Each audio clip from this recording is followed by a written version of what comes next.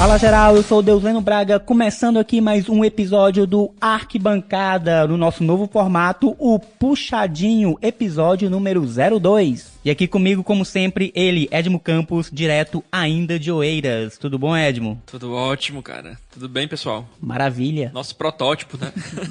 Protótipo nada, o formato chegou pra ficar e o pessoal gostou bastante. A retenção foi, muito boa. É, cara, eu soube aí, né, que a retenção tá boa, né? O pessoal comprou mesmo, todo mundo tá gostando. Deusleno, chegou a ter algum comentário no Spotify? Não, né? Olha, sinceramente, eu esqueci de ver, Pô, mas tu é um péssimo host. Prometo que depois eu me atualize e a gente traz essa informação nos próximos puxadinhos, tá bom? Tô me acostumando ainda. E a galera também. É, mas fica aí o recado pra galera. Participa aí nos comentários do Spotify, Instagram. É, gente, vamos lá, não fica deixando só recado no WhatsApp, não. Verdade. Muito bem, seu Edmo Campos, é isso aí. E agora, tem algum recado, alguma notícia? Não, alguma novamente. coisa boa pra falar? Coisa boa, tá complicado, né? Ah, o mundo tá complicado. É, pelo mundo afora tá complicado, né? Pessoalmente tá ótimo. Tô aqui na vida de pai, pra lá e pra cá, dormindo pouco, trabalhando muito. Parece vida de arquiteto. É, pois é, até parece que sou arquiteto, né? É isso aí. E o clima vai bem, né? Fechamos aqui fevereiro, vem aí as águas de março, fechando o verão. Sim, com os mesmos problemas de sempre, né? Mas uma chuvinha é sempre bom, né? É, sempre bem-vinda. E os problemas relacionados a ela são mais nossos do que da própria chuva. Né? Sim. É, Teresina é aquele caos, né? Quando chove. É, e eu tô retornando pra lá agora, nas águas de março. É isso, pois vamos lá, né? Puxadinho 02. É bom explicar pra quem não pegou o primeiro puxadinho, esses primeiros episódios aqui foram gravados ainda em 2023. E estamos lançando agora em 2024. Em breve, episódios do Puxadinho gravado esse ano, né? A gente pretende. Nessa linha temporal. Inclusive, Deusleno, conto com você também nas entrevistas, viu? Pra você ver como é difícil. Vamos fazer, vamos botar nossa tapa aí no meio da rua. Tem que dar um desconto que nós não somos repórteres, né? Não somos jornalistas profissionais, mas... Enfim, mas de certa forma é um jornalismo. É, pelo menos comunicamos, né? Tentamos comunicar. É isso. E vamos nos comunicar hoje com a arquiteta formada pela Universidade de Brasília, pela FAU-UNB, Sandra Marinho. Sim, minha amiga Sandra Marinho, especialista em arquitetura social. E especialista em reabilitação ambiental sustentável, arquitetônica e urbanística. E em política pública de habitação. É pouca coisa? E a Sandra é uma das grandes referências em ATIS, que é a Assistência Técnica para Habitação de Interesse Social. Exatamente, cara. É garantido por lei, né? Ou tenta garantir, né? É, isso. Eu vou até puxar aqui o artigo 6º aqui da Constituição que diz: são direitos sociais a educação, a saúde, a alimentação, o trabalho, a moradia, o transporte, lazer, segurança, previdência social, a proteção à maternidade e à infância, a assistência aos desamparados na forma desta Constituição. Então, amparado de diversas formas, né? Inclusive a moradia digna. Tenta-se, né? E assim como a moradia digna, vários desses itens citados aí são ainda negligenciados pelo nosso Estado, no cumprimento efetivo do seu dever legal frente à nossa Constituição. Exatamente, cara. Então é isso, vamos lá pro programa de hoje, sobre ATIS, moradia digna como política pública, com a nossa convidada, Sandra Marinho. Partiu! Partiu! Puxadinho 10!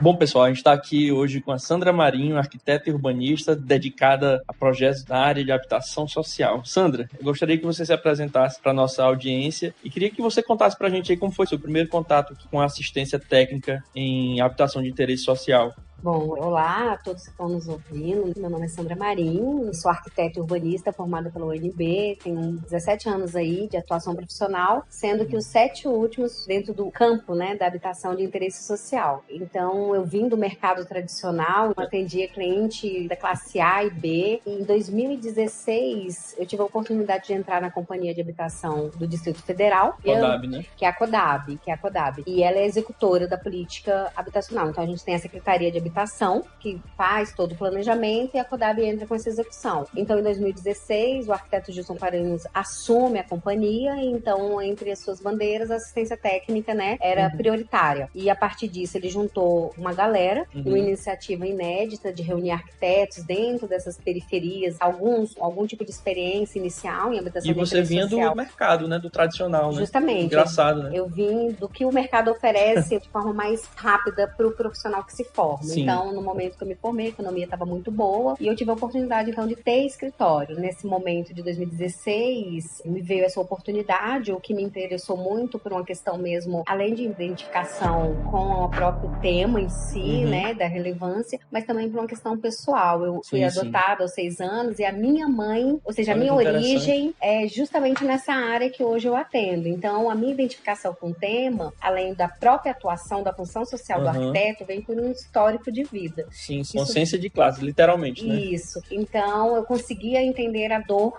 daquelas pessoas que estavam ali para serem atendidas pela CODAB com essa nova proposta de política.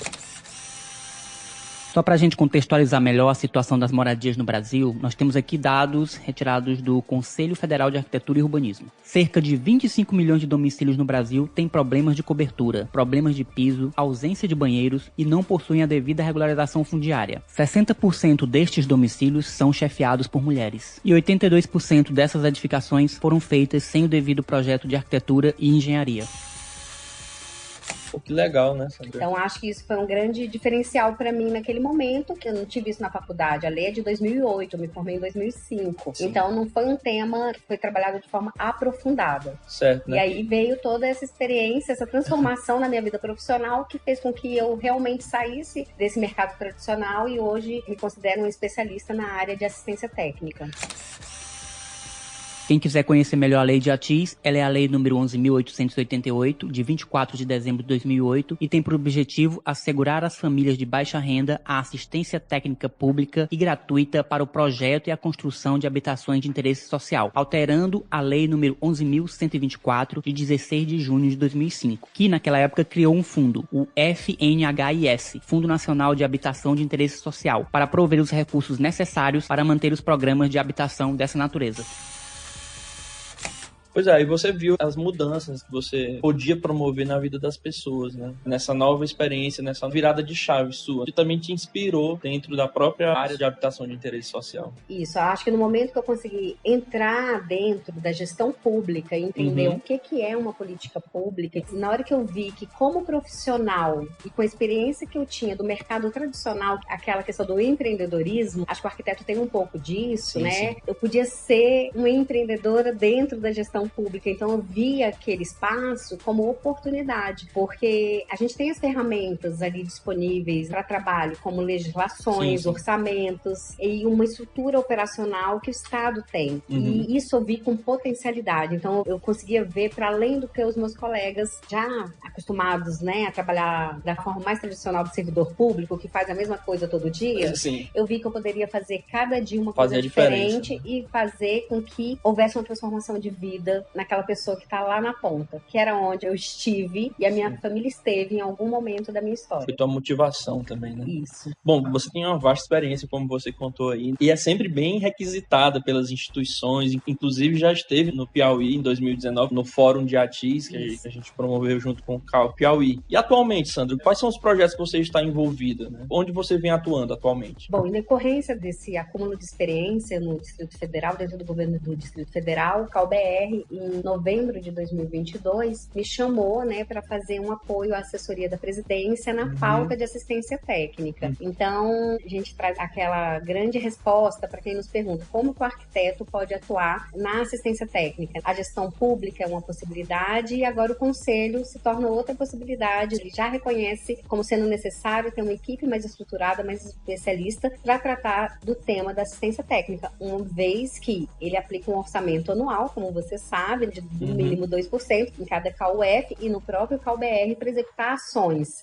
que qualifiquem a assistência técnica, né, como política pública. Então, desde novembro eu atuo aqui trabalhando com pautas super relevantes, como parcerias entre o CalBR e outros órgãos, como o IPEA, por exemplo, que está desenvolvendo um trabalho bem profundo sobre ações, resultados e análises de componentes de inadequação dentro do território nacional, para que se estabeleça diretrizes a longo prazo para assistência técnica dentro do CalBR. Entre outras coisas, como o estabelecimento também de uma releitura do portal Moradia Digna, que hoje, né, ele já está aí servindo a toda a sociedade, mas a gente quer qualificá-lo, trazendo para dentro dele algumas informações que são muito relevantes. Por exemplo, a gente ter acesso mais facilitado a todos os materiais produzidos pelos CAUS-UFs, como se fosse um repositório. CAUF, que você fala, para quem não sabe, são os CAUS de cada estado. Isso. Então, essas são, por exemplo, duas pautas que eu considero super relevantes que eu estou trabalhando na presente data.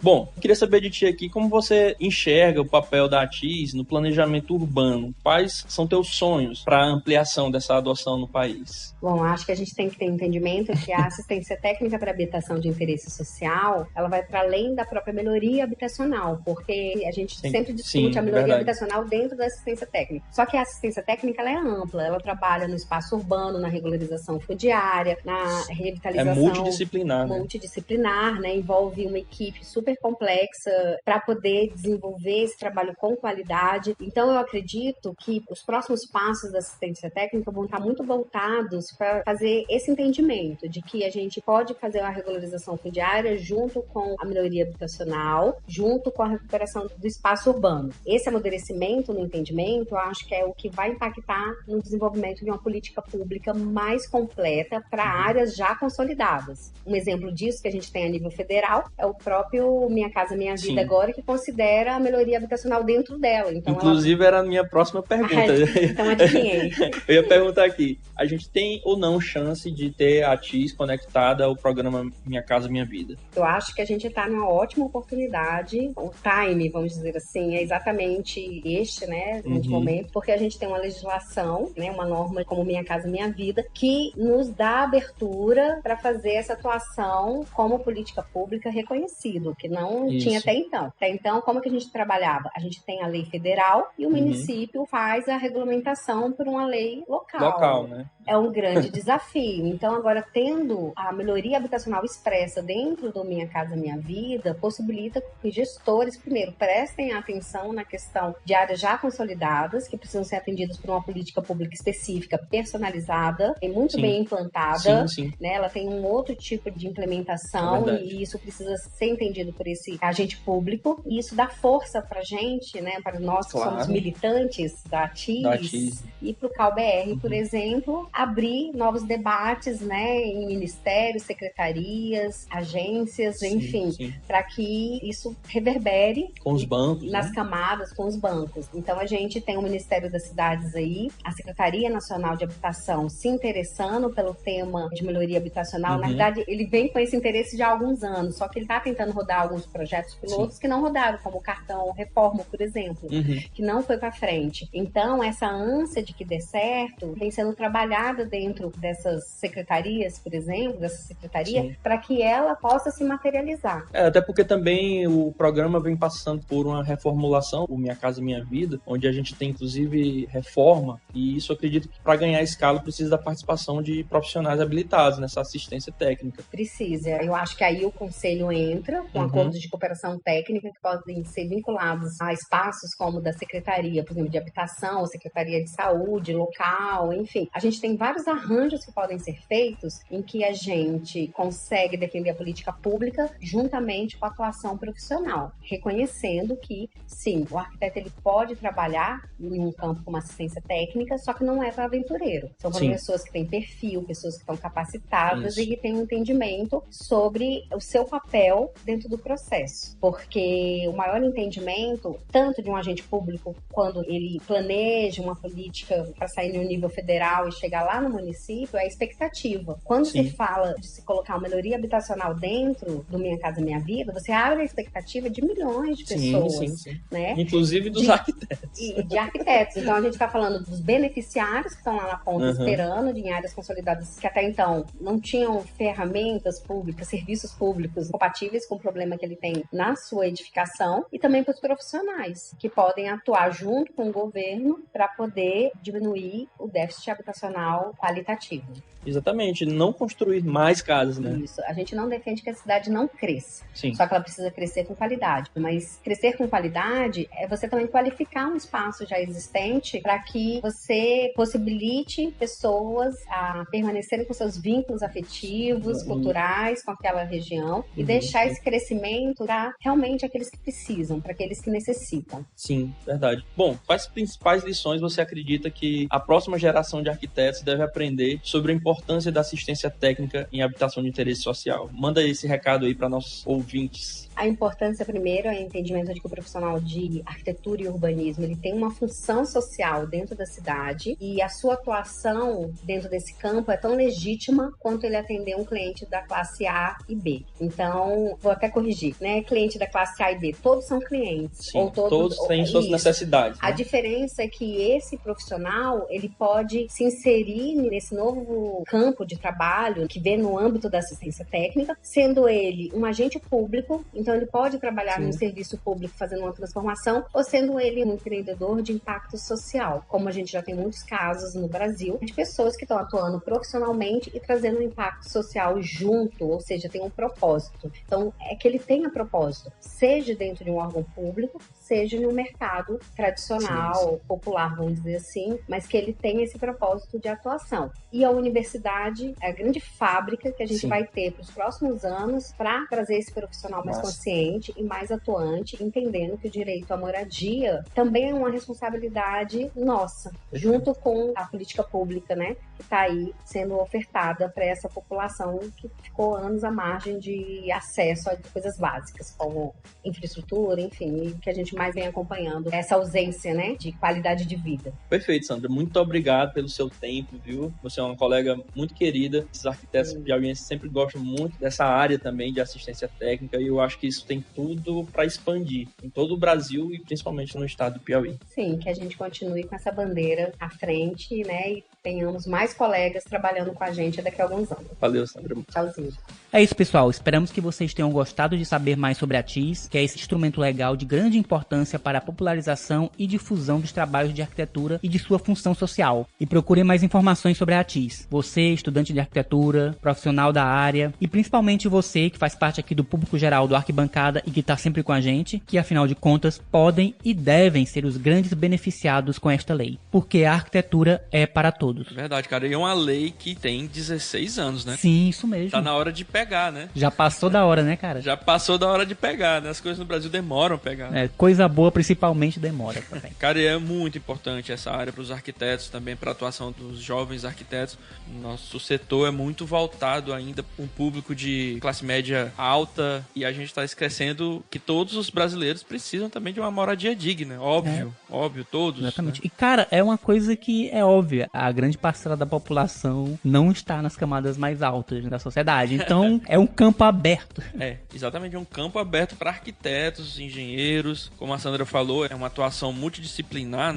Sim. Então, é uma área que está aberta para todas as profissões, né? Exatamente. Queria aproveitar também para mandar um abraço para Sandra Marinho e fazer um convite para que ela volte ao Piauí novamente e dê aquela palestra show que ela já fez aqui para arquitetos e também para estudantes. Volta, Sandra, volta aqui pro Piauí. Hashtag volta Sandra para o Piauí. É isso aí, pessoal. É isso aí, geral. Recadinhos de sempre. Sigam e assinem nosso feed lá no Spotify e no Apple Podcasts, principalmente, e em todas as plataformas de áudio digital. Nós estamos também no YouTube e sigam também o Arquibancada no nosso Instagram, ArcBCD, e também os nossos perfis pessoais e de nossos convidados. 5 estrelas, dê 5 estrelas pra gente no Spotify e 5 estrelas aonde tiver estrela pra nos dar. Façam do Arquibancada um céu bem estrelado. Deixe seu recado, deixe seu comentário. Um dia Deus Leno vai publicar esses recados, quem sabe, né?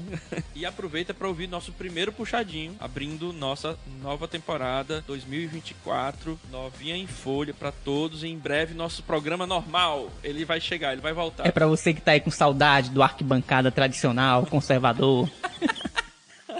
É, o programa longo, com muita viagem. É isso aí. Tchau, tchau, gente. Até a próxima. Um abraço, pessoal. Tamo junto. Falou. Falou.